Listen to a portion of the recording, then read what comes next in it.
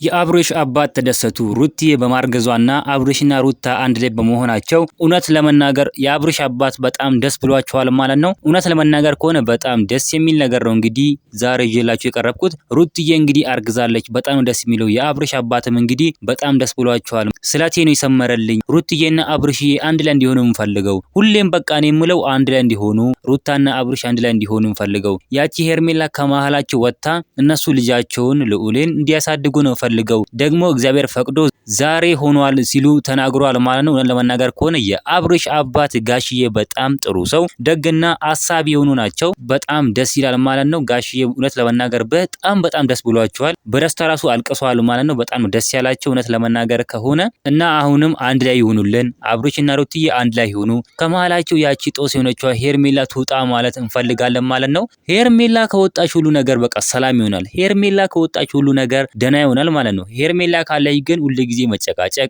ጭቅጭቅ እና ጠል ነው የሚነሳው ማለት ነው። ነገር ግን ሄርሜላ ከነሱ መሃል ብትወጣ ሰላም ነው በቃ የሚሰፍነው። በፊት እስኪ ይዋቸው ሩትዬና አብርሽ ማለት ነው በሰላም በፍቅር ነበር አንድ ላይ የሚኖሩት። ነገር ግን ዛሬ ሄርሜላ መታ ህይወታቸውን በጥብጣለች ማለት ነው። ህይወታ ይበጥበጥና እናንተ ምን ትላላችሁ? ሀሳብ አስተያየታችሁን ኮሜንት ላይ ማስቀመጥ እንዳረሱ፣ ቪዲዮን ላይክ፣ ቻናሉን ሰብስክራይብ ማድረግ እንዳረሱ። በሌላ ቪዲዮ እስከምንገናኝ በያላችሁበት የዓለም ዳርቻ ሰላማችሁ ብዝት ይበልልኝ። ደህና ሁኑልኝ።